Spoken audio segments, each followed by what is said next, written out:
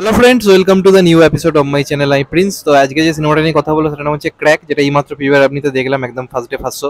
তো এই সিনেমাটা নিয়ে প্রথম থেকে আমি খুব এক্সাইটেড ছিলাম যখন থেকে ট্রেলার এসেছিল, টিজার এসেছিল, এবং একটা আশা ছিল এই সিনেমাটা নিয়ে এটা সামথিং ডিফারেন্ট কিছু একটা হবে, অ্যাকশন করা সিনেমা হবে, মানে অন্য লেভেলের কাজ হবে। তো আমি থাম্বনেলে বলেছি মাথা পাগল করা সিনেমা। এবার এটার দুটো রিজন রয়েছে। এক হচ্ছে সিনেমার পজিটিভ দিক, যেটা পুরো মাথা জাস্ট পাগল করে দেবে আপনাকে। আর সেকেন্ড হচ্ছে একটা নেগেটিভ দিক, যেটাও কিন্তু মাথা পাগল করে দেবে। এবার এই দুটোর মিশ্রণ নিয়ে আমি কথা বলবো, নেগেটিভ আর পজিটিভ দিক। তো প্রথমে যে সিনেমাটার মানে পজিটিভ দিক যদি আমাকে কিছু বলতে বলা হয়, তাহলে অবভিয়াসলি অ্যাকশন। অ্যাকশন যে লেভেলের হয়েছে তা আজ অব্দি কখনো ভারতীয় সিনেমায় হয়েছে কিনা তাই নিয়ে আমার জাস্ট ডাউট রয়েছে। অ্যাকশন অন্য লেভেলের হয়েছে। এখানে যে গেমগুলো রয়েছে, বেসিক্যালি যে রেসগুলো আর কি হচ্ছে, যেটা খেলতে আর কি গেছে, সেই যে রেসগুলো মোটামুটি 3 থেকে 4খানা আর কি গেম রয়েছে, যেখানে সমস্ত জায়গার বিশেষ সমস্ত অ্যাথলিটরা এসছে, তার মধ্যে বিদ্যুৎ জামাল রয়েছে। ওগুলো দেখার মতো হয়েছে। এরকম ধরনের অ্যাকশন সিকোয়েন্স, এরকম ধরনের চেজিং সিকোয়েন্স, এরকম ধরনের গেম, মানে আমরা ধরুন ফোনেতে যখন খেলছেন, ধরুন মানে ধরুন টেম্পল রান খেলছেন বা সাবওয়ে সারফার্স খেলছেন, তখন যে ধরনের জিনিস আমরা দেখতে পাই সেগুলো রিয়েলে এই মানুষগুলো করে দেখাচ্ছে প্রত্যেকে নিজেদের মতো করে। তো সেই যে গেমগুলো এক কথায় অনবদ্য হয়েছে, এবং পুরো 2.5 ঘন্টা সিনেমাতে গেম রয়েছে প্রায় মোটামুটি ধরুন 1.5 ঘন্টা। সেই 1.5 ঘন্টা আপনি কিন্তু এনজয় করবেন, আপনি অন্য কোনো দিকে তাকাতে পারবেন না। সেখানে যেভাবে সিকোয়েন্সগুলো করা রয়েছে, গেমগুলোকে যেভাবে প্ল্যান করা হয়েছে, আর যেভাবে একে অপরের সঙ্গে প্রত্যেকের লড়াই হচ্ছে, সেটা বেশ ইন্টারেস্টিং লেগেছে। সেটা একদম হলিউড লেভেলের কাজ হয়েছে, দেখে আপনার কোনোভাবেই মানে বলিউড সিনেমা মনেই হবে না, এটা পুরো হলিউড লেভেলের কাজ হয়েছে। ফাস্ট অ্যান্ড ফিউরিয়াস ফিউরিয়াস ওই সব ফিল্ম আপনাকে দেবে, সেটা অনবদ্য, ওটার পেছনে প্রচুর টাকা খরচ করা হয়েছে, এবং ওটা একটা বড় অ্যাটেম্প্ট আমাদের বলিউড অ্যাকশন সিনেমার দিক দিয়ে বিচার করতে গেলে। এবং ওটা যখন আপনি দেখবেন আমার মনে হবে যে বলিউড অ্যাকশন সিনেমাটা নতুন উচ্চতা পেয়েছে। তো সেইখানে কাজ দুর্দান্ত হয়েছে। বেসিক্যালি লাস্টে যে অ্যাকশন সিকোয়েন্সটা রয়েছে, যেখানে অর্জুন রামপাল ভার্সেস বিদ্যুৎ জামালের বেস্ট যে ফাইটটা আর কি, একটা সাইকেল রেস আর কি হবে। আমরা এর আগে বাইক চেস সিকোয়েন্স অনেক দেখেছি, যেমন ধরুন ওয়ারেই ছিল ঋত্বিক ভার্সেস টাইগারের মধ্যে, কিন্তু এখানে সাইকেল চেস রয়েছে দুজনের মধ্যে। ওটা অনবদ্য, ওটা জাস্ট আপনি যখন দেখবেন আপনি কল্পনা করতে পারবেন না আপনি কি দেখছেন। মানে রিয়েলে, মানে যেভাবে তারা করেছে, এবং সবটাই কিন্তু রিয়েল। বিদ্যুৎ জামাল একটা ব্রিজের ওপর দিয়ে সাইকেলটি চালাতে উঠে যাচ্ছে, ওটা কিন্তু পুরো ক্লোজ শট নিয়েছে, এমন নয় যে দূর থেকে আপনি বুঝতে পারবেন যেটা বিদ্যুৎ জামাল নিজে করেছে। আপনারা যদি দেখেন জ্যাকি চ্যান যে স্টান্টগুলো করতে, সেগুলো খুব ক্লোজ শট নেওয়া যায়, যাতে ওগুলোকে বুঝতে পারে যে হ্যাঁ ও নিজে করছে। তো বিদ্যুৎ জামালও কিন্তু এখানে সবকিছু নিজে করেছে। মানে বিদ্যুৎ জামাল কিন্তু সত্যি কথা বলতে গেলে আমাদের মানে ইন্ডিয়ান টম ক্রুজ আস্তে আস্তে কিন্তু আস্তে আস্তে হয়ে গেছে অলরেডি, তাকে জাস্ট কাজে লাগাতে হবে। তো এখানে লাস্টে যে সিকোয়েন্সটা অর্জুন রামপাল ভার্সেস বিদ্যুৎ জামালের মধ্যে যে সাইকেলটা, ওইটার জন্য বলবো সিনেমাটা গিয়ে দেখুন, ওটা অন্য লেভেলের করেছে।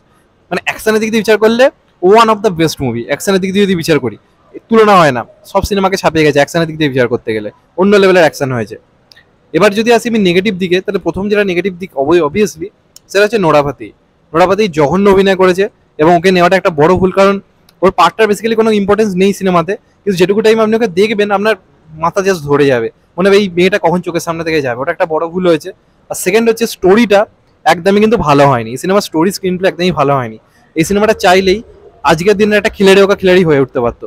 আপনারা যদি দেখেন অক্ষয় কুমারের খিলাড়ি ওকা খিলাড়ি, ওই রেখার কাছে কেন গেছিল একটা মিশন করতে, ওর ভাইয়ের ব্যাপারে জানতে।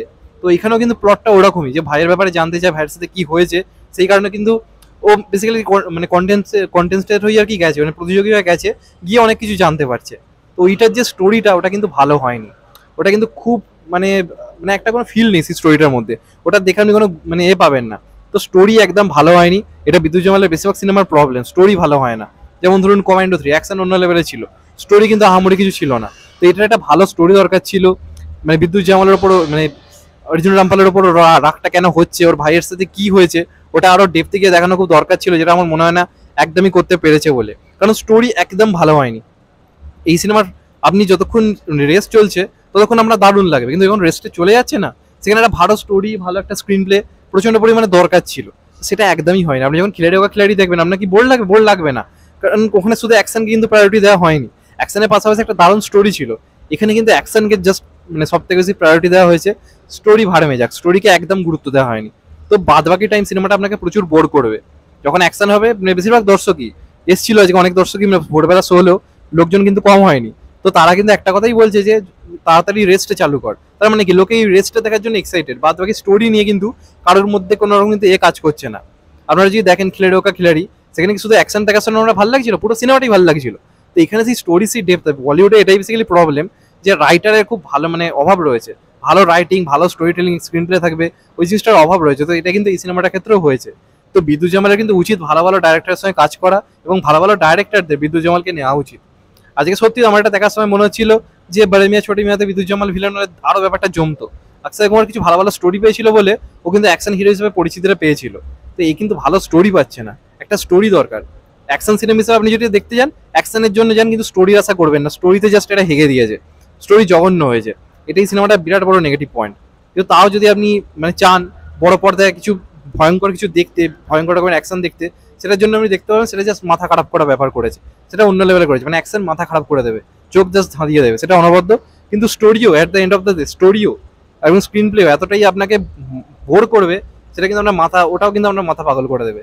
এবার আপনি যদি অ্যাকশন লাভার হিসেবে দেখতে যান, সেটা পুরোপুরি আপনার সিদ্ধান্ত। আপনি যদি স্টোরি ভালো দেখতে পেতে চান, তাহলে আমি বলবো যে সেটা আপনি ভেবেচিন্তে সিদ্ধান্ত নিন। কারণ স্টোরি দেখে আপনার একটু হতাশ হবেন, স্টোরি সেই লেভেলের কিন্তু হয়নি। তবে বিদ্যুৎ জামাল জাস্ট নেন্ড, অর্জুন রামপাল ফাটিয়ে দিয়েছে।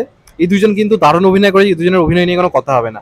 বেসিক্যালি বিদ্যুৎ জামাল কিছু কিছু ইমোশনাল সিনে খুব ভালো কাজ করেছে, এবং তার ভাইয়ের চরিত্রে যে পাঠ করেছে তারও কিন্তু পারফরমেন্স খুব ভালো। তো ওই স্টোরিটা ভালো হওয়া দরকার ছিল, এবং ও এখানে একটা মিশন হিসেবে যেতে পারতো। মানে ভাইকে ও কি হয়েছে জানে না, কিন্তু এটা এমন হতো যদি ও সবকিছু জানে, ও একটা মিশন হিসেবে গেছে এই ব্যাপারটা বিরুদ্ধে রিভেঞ্জ নিতে, তাহলে কিন্তু ব্যাপারটা জমতো। তো সেই জায়গাটা স্টোরি বা প্লটে একটু প্রবলেম হয়েছে। তবে ওভারঅল অ্যাকশন সিনেমা হিসেবে ওয়ান টাইম ওয়াচেবল অবশ্যই। তবে কতটা হিট হবে আমি জানি না, কারণ আজকালকার দিনে স্টোরি না ভালো হলে কিন্তু সিনেমা চলছে না।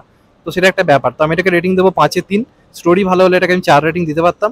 আর যদি প্রপারলি একটা ভালো ডাইরেক্টর পায় বিদ্যুৎ জামাল, যে অ্যাকশন এবং স্টোরি দুটোকে মিলে একটা ভালো কাজ করবে, তাহলে অনায়াসে কিন্তু বিদ্যুৎ জামালকে দিয়ে আমরাও বলিউডে একটা মিশন ইম্পসিবল করতেই পারি। সেটা এবার দেখা যাক পরবর্তীকালে হয় কিনা। বিদ্যুৎ কিন্তু নিজের কাজ ভালো করেছে। তো এটাই বলার, চ্যানেলটা নতুন হলে চ্যানেলটাকে সাবস্ক্রাইব করে দিও and get the bell icon. ভালো থেকো সবাই, টেক কেয়ার, নমস্কার, আবার দেখা হবে। ভাই সবাই ভালো থেকো, সুস্থ থেকো, নমস্কার, টেক কেয়ার, আবার দেখা হবে।